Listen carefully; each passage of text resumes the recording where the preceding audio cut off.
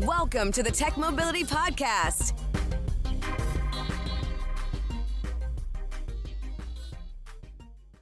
I'm Ken Chester. On the docket, more robots, less humans, the Amazon way. Old math destroys neighborhoods, and what exactly is an ER-EV? From the Tech Mobility News Desk, I want to talk about trucking for a moment and ask Ask one basic question.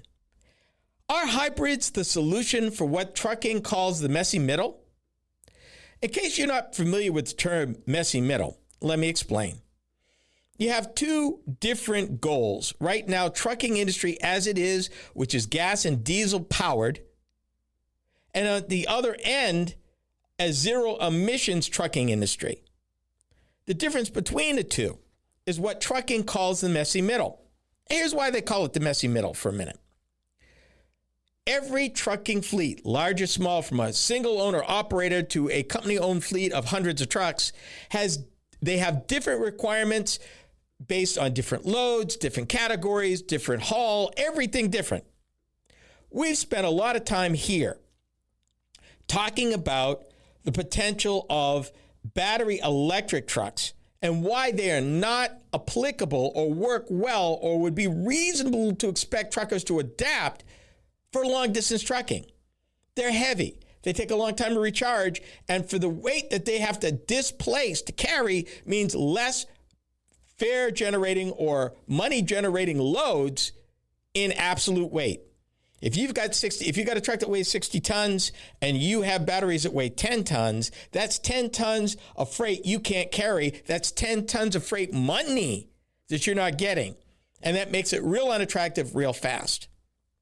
So the question, while hybrid powertrains have gotten traction in the automobile industry due to infrastructure challenges, costs, and range limitations associated with battery electrics, however, why is their adoption in the commercial vehicle space limited?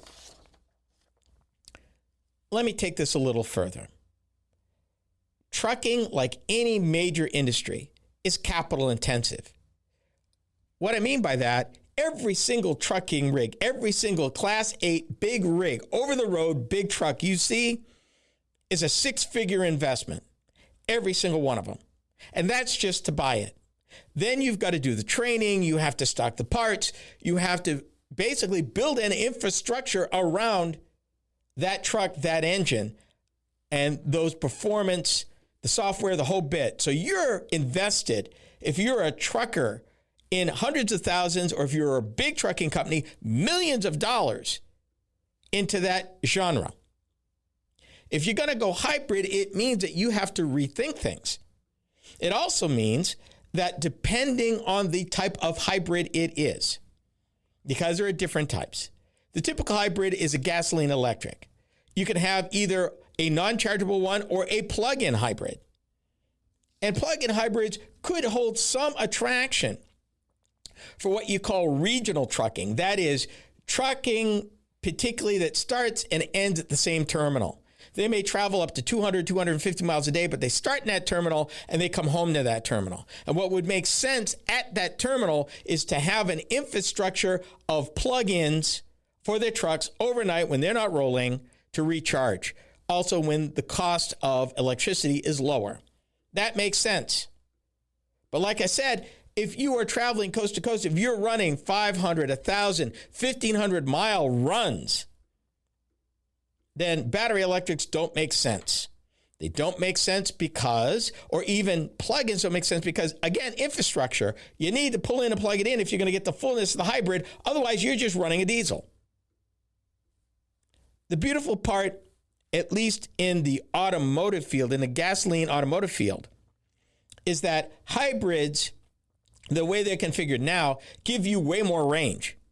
And under certain circumstances, an automotive hybrid is designed to run on pure electricity or as a pure electric for short stretches, which further extends its range. Not to mention the added power that you get because hybrids are more powerful. Hybrids I have found to have better acceleration. have a bigger range. Typically, they're north of 500 miles, pretty much every one of them that I've driven, regardless of whether it's a car or even an SUV. So right there, it makes it attractive, not to mention the power boost that you get, the way that they're engineered to come online and to assist the gasoline engine. So you've got that going on. But if you're a trucker and you're looking at what is best for your situation, it's not like you have an additional amount of money to invest over and above replacement cost. And as we've reported earlier here on this program, we talked about the elimination of the commercial truck credit, which would also apply to hybrids. And that was upwards of $40,000 a truck. That goes away. That goes away. That makes it a lot less economically feasible to do. So again, if you are a trucker looking to go to zero emissions, how do you get there? Well, again, it depends on the size of your fleet. It depends on the amount of your investment. It depends on your replacement cycle. It depends on what you're hauling. It depends where you're hauling. Because if you're along maybe in the southwestern part of the United States, again, we've reported here extensively about autonomous vehicles, electric vehicles. There's a lot of infrastructure for alternative fuels and alternative trucking built in the southwest part of the United States because of all the activity towards autonomous trucks, electric trucks, hybrid trucks going on down there in that space. But if you're hauling in the middle part of the country, if you're hauling in the upper Midwest, if you're hauling in the Northeast or the upper Atlantic states, whole different thing. Because now you have to take into consideration weather, temperature extremes, the availability of infrastructure, the capability of the roads, and your distance between where you're going. All of that figures in to what you're doing. And again, what makes the most sense right now in trucking fleets is if you are a regional trucker, either you are delivering packages or you're whatever you're delivering, but you're delivering maybe in a 200-mile radius of your terminal, but you come back to the same terminal. Then hybrids make more sense because you can also, depending on what you want to do, build the infrastructure at the terminal or terminals if you are frequenting the same group of terminals owned maybe by the same company or related companies. They look at the numbers. They constantly look at the numbers. Trust me on this. The average diesel truck, Class 8 big rig diesel truck, does well to get 5 miles to the gallon. They go crazy if they get 7 to 9 miles to the gallon because every mile to the gallon that they get is less operating cost overall, and it adds up when you're running thousands of miles, hundreds of thousands of miles that these trucks run. You might ask, well, what about fuel cells? Well, you still have this. You have the same problem. It's an infrastructure problem. A fuel cell would make way more sense for an over-the-road long-distance trucker. However, activities that were going on, led by Nikola, which is no more, to build a trucking infrastructure of hydrogen stations across the country, at least close to major interstates, is largely gone away. There doesn't seem to be the appetite for the oil companies or the big trucking firms to build this infrastructure out. If they don't, and now again with the elimination of a lot of the incentives from the government to do it, the chances of building that kind of infrastructure for zero-emission trucks using fuel cells and hydrogen goes away. So again, truckers are looking at this. They know because of requirements and operating costs that they've got to do something. Some are looking at natural gas. Some, because that's technology that's been out there for years, a number of trucks have used it. There's some infrastructure for it, depending on where you're going, and it's a lot less in cost. More robots, less humans. That is the Amazon way. You are listening to the Tech Mobility Show.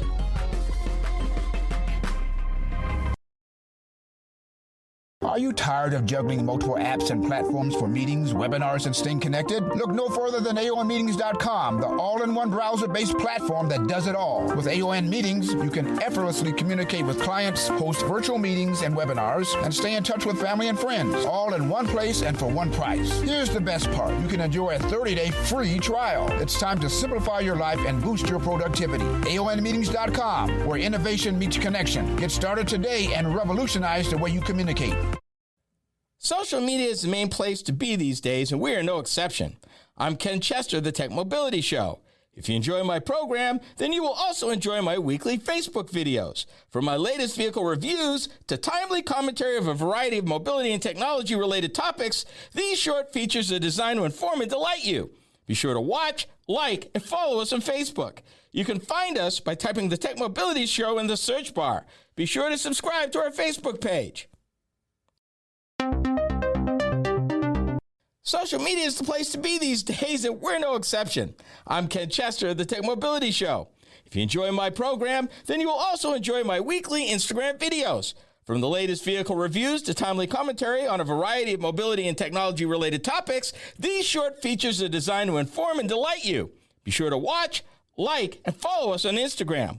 You can find us by typing the Tech Mobility Show in the search bar. For those of you that listen to podcasts, we have just the one for you. Hi, I'm Ken Chester. Tech Mobility Topics is a podcast where I upload topic-specific videos each week.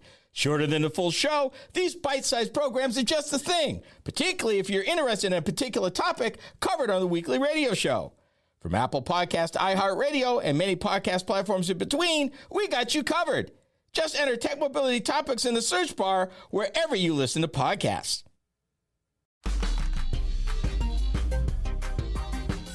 All-new Dodge Dakota is the mid-size pickup designed to give you more.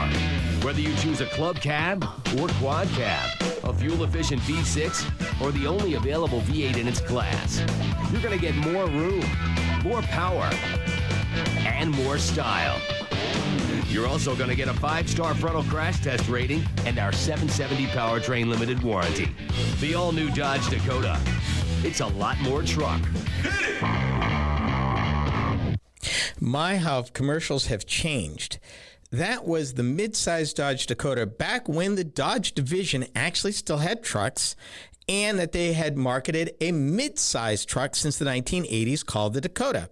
The 2005, and I remember it, was their new latest generation, and as it would turn out be their last generation of the truck, that came out, like I said, in 05. So this is 20 years ago.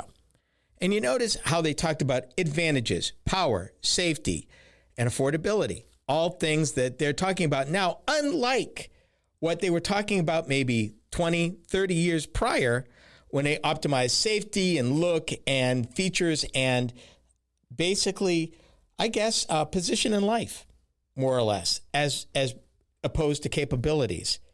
Again, how things have changed. And that was in 20 years. That was 20 years ago. Dodge currently does not offer, and Ram doesn't either, offer a mid-size pickup, although word on the street is that they may get one before the end of this decade. We will see. I wonder if they'll name it Dakota. Time will tell. A recent article in the Wall Street Journal reported that Amazon, the e-commerce giant, counts more than 1 million robots at its warehouse facilities, and it's on track to have as many robots as humans working within. Is this the future? Welcome to Topic A. 1 million robots. Let me give you some more numbers. The average number of employees Amazon had per facility last year, 670. And that was the lowest recorded in the last 16 years. That's a total of 1.56 million people working for Amazon in their warehouses. Their argument right now for employing an increasing number of robots is to solve problems such as heavy staff turnover at fulfillment centers. Let me put it to you another way. If you've never worked in a warehouse, if you've never had to deal with the requirements, typically in a warehouse, if you are a blue-collar employee in a warehouse and you are either picking items from the warehouse or stocking, chances are you have what is known as a pick rate. Pick rate means they expect you to move or touch so many items per hour.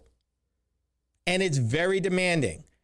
In some cases, particularly with these online grocery stores, they expect you to put your hands on something every 15 seconds is what it works out to. 180, 200 items an hour. You can only imagine the pick rate in some place like Amazon, where it's even higher, where they have performance guidelines. They expect you to move so many or handle so many items per hour consistently for 8 hours. Hence the heavy staff turnover. Because if you've worked in a warehouse moving stuff around, it's very physical, very demanding, and at times very mind-numbing. So what else do we know about this? Let me give this to you. You can appreciate this. Something else that they said, and that kind of caught me, and they said that 75% of Amazon's global deliveries are assisted in some way by robotics. And this growing automation has helped them improve productivity. That's what they said. Here's my concern. In the capitalistic environment that we live in, companies exist to make a profit. Profit's not a dirty word, but their incentives to do it sometimes are above and beyond anything else, where they get tunnel vision. That profit is the only goal. So while Amazon Robotics chief technologist Ty Brady said in an interview that the company will continue to need as many workers and that the new robots are meant to make their jobs easier, not displace them, forgive me, Ty, if I disagree with you. I think, on the other hand, with the increasing sophistication of robots and the joining of AI together, I think there is a tipping point in the next 18 to 24 months where he's going to retract that statement. Where I think in some of these warehouses, that it may be completely automated. And I do mean completely, where there are precious few humans, and definitely way fewer than 670. Why? Robots don't need bathroom breaks. They don't need lunch breaks. They don't have hours of service requirements. They don't get hurt. They go. You give them 8 hours, you get 8 hours, 10 hours. They can run 24/7 other than a maintenance update or whatever, and you need to improve them, which they can be improved, typically an over-the-air update. So as they figure out new stuff to add to the computer, unlike retraining a human being, they just send it to the software and update the computer in real time right now, and the computer makes the change flawlessly. We've done a lot of reporting here over the last 2 years about AI, and if anything is true, if I can tell you anything, it is that AI and its applications and its level of sophistication, the adoptions are speeding up, but the sophistication of the AI being used is also speeding up. And as they join robots with AI, and as they get specific applications like warehouse work, and the things that it needs to pay attention to, and all the millions, if not billions, of data points over years and years of what they know is to be standard and expectation, the day will come where Amazon will design a warehouse specifically to optimize their AI robots. From loading, unloading, sorting, stacking, filling orders, all of that. Because ironically, the more automation you use, the more automation it begets. It becomes easier to use it. Let's take a step back. Let me take you into the auto industry, for example. With everything getting electronic in the auto industry, as opposed to electrical, mechanical, and mechanical before that, it becomes easier to add electronics to electronics because they're speaking the same language, and it becomes easier to update stuff and manipulate stuff. Stuff that was mechanical 30 years ago is electronic now. From braking, steering, acceleration, your gas pedal. Most of that's all electronic. There are no wires. There are no cables anymore. It's not mechanical anymore. It's been electronic. Actually, your accelerator has been electronic for over 20 years. You probably didn't know that. They've even gotten down to the point where the thermostat that regulates the temperature of your radiator fluid now, instead of being mechanical, is now electrical. I fully expect that as Amazon continues to do this, particularly since they bought a robotics company back in 2012. So they have a captive robotic company designed to optimize what's going on in Amazon warehouses. And as long as e-commerce exists, as long as consumers want it like yesterday, I want it 5 minutes before you realize that I want it. That's where we are in this world. And as long as that happens and customers are willing to pay for it, Amazon will continue to automate. And what that means at the end of the day is that 1.56 million currently working for Amazon will be a fraction of that amount in 10 years, if at all. For years, the way city planners and road engineers calculate success was killing neighborhoods. This is the Tech Mobility Show.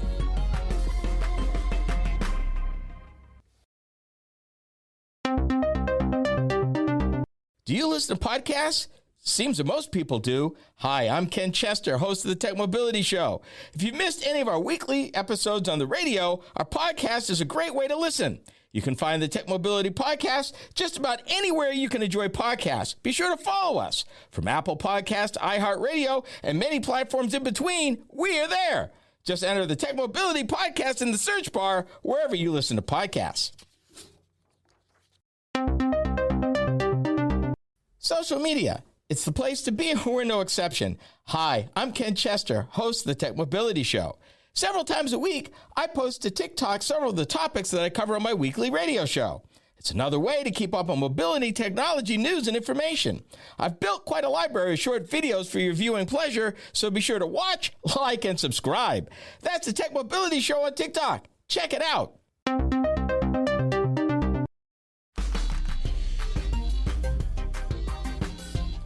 So, how did modern American cities turn against its residents?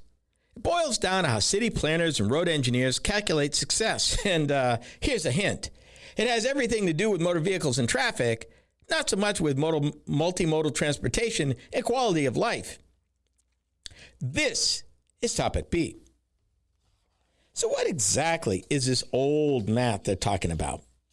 This math that leveled neighborhoods and divided neighborhoods and made it dangerous for pedestrians and cyclists. It's something they call level of service. And it's a report card with grades from A to F describing how freely cars move. But this grade has nothing to do with safety, quality of life, economic productivity, or human flourishing. It is entirely about how long a vehicle waits at an intersection or slows down during rush hour. The built environment is shaped around that metric. That explains major highways through cities, throughput, 4 lanes, 6 lanes. That is not environmentally friendly. That is not neighborhood friendly. Under the guise of urban renewal and under the guise of interstate expansion and moving traffic through cities, in the 1960s, city planners and roadway engineers leveled whole neighborhoods.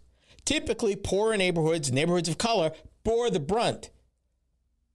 At best, they were separated or broken in half. At worst, they were completely wiped out. In Des Moines, when they built Interstate 235 to get you from the western suburbs to the eastern suburbs and get you downtown, they wiped out a whole black neighborhood called Center Street. Gone. Nothing left of it. And if you didn't know it was there, you'd never know it was there.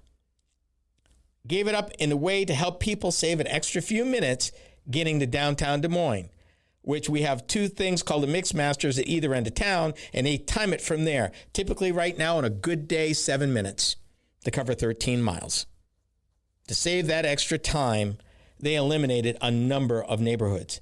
When they re-engineered 235 back about 20 years ago, they took another 120 houses and about 10 to 15 businesses in addition to what they'd already taken in order to perfect off-ramps, on-ramps, widen the road, eliminate the median strip.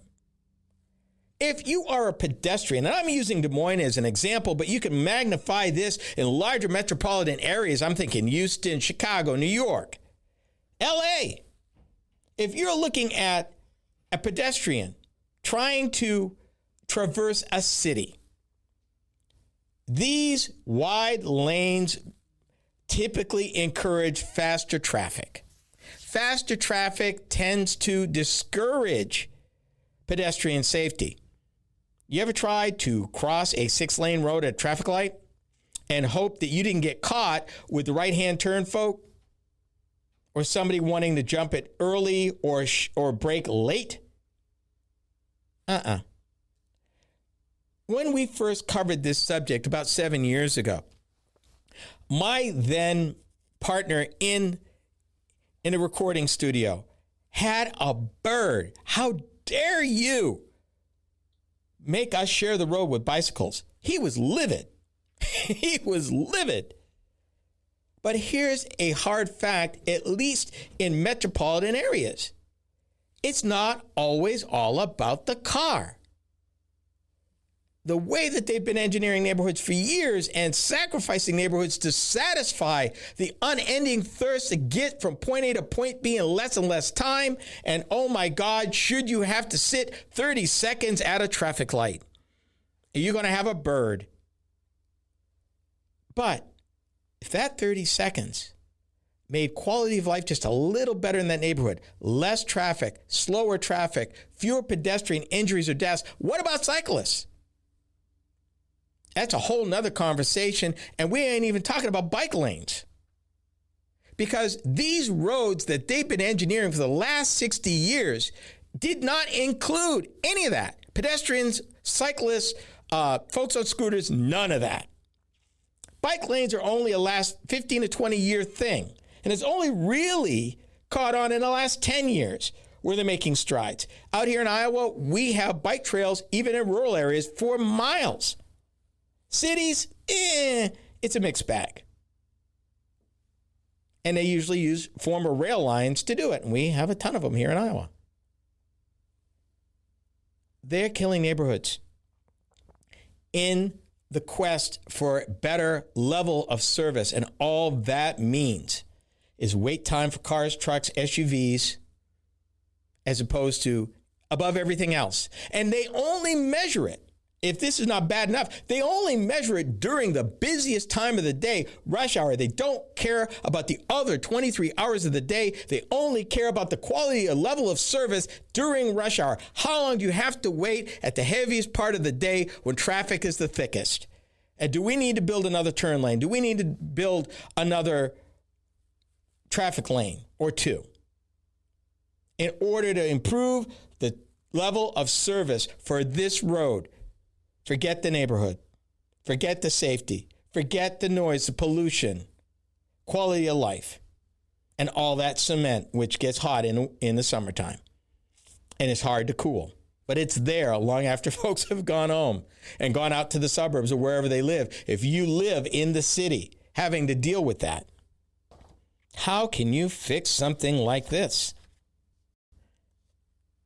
The question is, and I know some cities are starting to tackle this, in fact, to the point where they are removing whole segments of interstate, where they are basically tearing up the interstate within the city.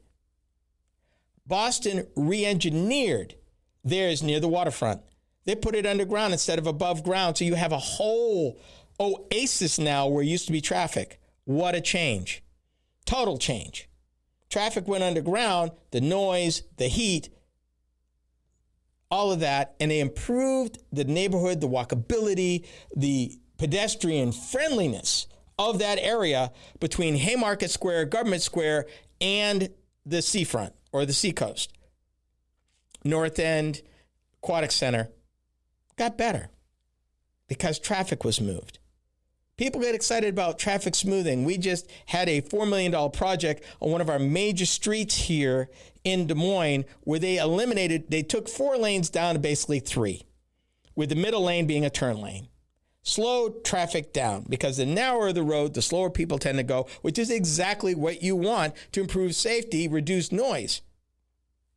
there was a question of whether or not it would impact businesses. So far, it doesn't seem to do it.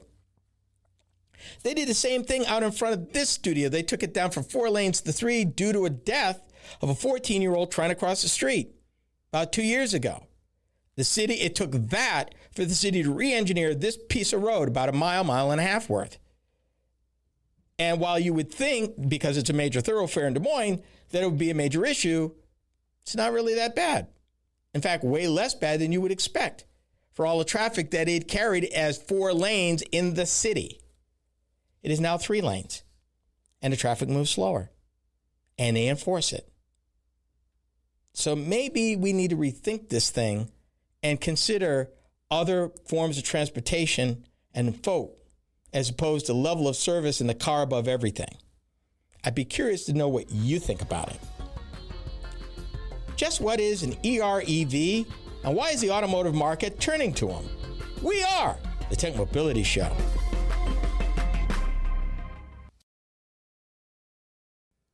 To learn more about the Tech Mobility Show, start by visiting our website. Hi, I'm Ken Chester, host of the Tech Mobility Show. The website is a treasure trove of information about me and the show, as well as where to find it on the radio across the country. Keep up with the happenings at the Tech Mobility Show by visiting techmobility.show. That's techmobility.show. You can also drop us a line at talk@techmobility.show. Did you know that Tech Mobility has a YouTube channel? Hi, I'm Ken Chester, host of the Tech Mobility Show. Each week, I upload a few short videos of some of the hot topics that I cover during my weekly radio program. I've designed these videos to be informative and entertaining. It's another way to keep up on current mobility and technology news and information. Be sure to watch, like, and subscribe to my channel. That's the Tech Mobility Show on YouTube. Check it out. Are you tired of juggling multiple apps and platforms for meetings, webinars, and staying connected? Look no further than aonmeetings.com, the all-in-one browser-based platform that does it all. With AON Meetings, you can effortlessly communicate with clients, host virtual meetings and webinars, and stay in touch with family and friends, all in one place and for one price. Here's the best part. You can enjoy a 30-day free trial. It's time to simplify your life and boost your productivity. aonmeetings.com, where innovation meets connection. Get started today and revolutionize the way you communicate. Social media is the place to be these days, and we're no exception. I'm Ken Chester of the Tech Mobility Show. If you enjoy my program, then you will also enjoy my weekly Instagram videos. From the latest vehicle reviews to timely commentary on a variety of mobility and technology-related topics, these short features are designed to inform and delight you. Be sure to watch, like, and follow us on Instagram. You can find us by typing the Tech Mobility Show in the search bar.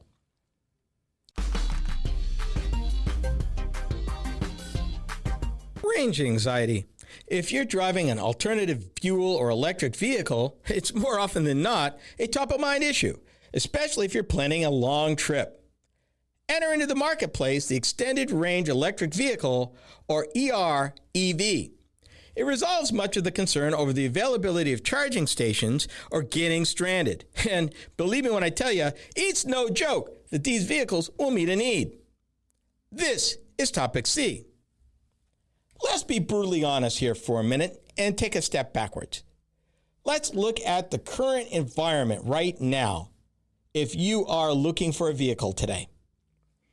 You have your regular gasoline vehicles. You know what to get. Been around for over 100 years. And they've been perfected. But maybe you want to be a little greener. Maybe you feel that I could do better. But you look at EVs and you go, not really feeling the price, and with the elimination of the EV credit, it's not going to work for my budget. You look at a hybrid, and you go, hybrid would carry a lot of that, but it's still too dirty for what I want. I want to do better. Enter the extended range electric vehicle. What is it?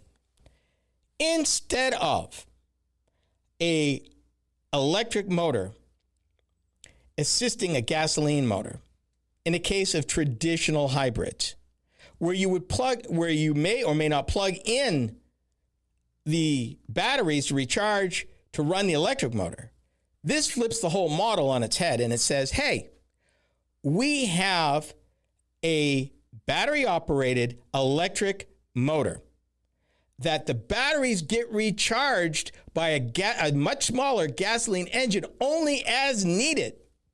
The gasoline engine does not necessarily run in tandem with the EV motor. So what does it mean? It means that the smaller motor doesn't work as hard, doesn't produce as much pollution, and goes a lot further because it is not driving the wheels directly. Have we had one of these in the United States? The answer is yes, believe it or not, we have. You may not realize that the Chevy Volt, that's V-O-L-T, GM's first electric vehicle was actually an extended range electric vehicle. What it was is exactly what this is. It was an electric motor that had its batteries recharged by a gasoline engine, a much smaller gasoline engine, which made a lot more sense. I have a friend of mine in local media who owned one. And what he told me is that for his driving, he was lucky if he put gas in the thing once every 3 months. But yet, for most of his travel, was all electric operated because, again, the gasoline motor in his vehicle didn't drive the wheels. It recharged the batteries. So it only operated when the batteries fell below a certain charge. Then it kicked in, recharged them, and shut off. That's it. What a brilliant idea. What a better way to utilize gasoline in a more effective way. That you're not totally weaned from gasoline, not yet, but you're not subject at all to the requirements of having charging stations and waiting all that time. That you could go for days, maybe thousands of miles on a trip before you'd even have to put gas in for the gasoline engine to recharge the batteries.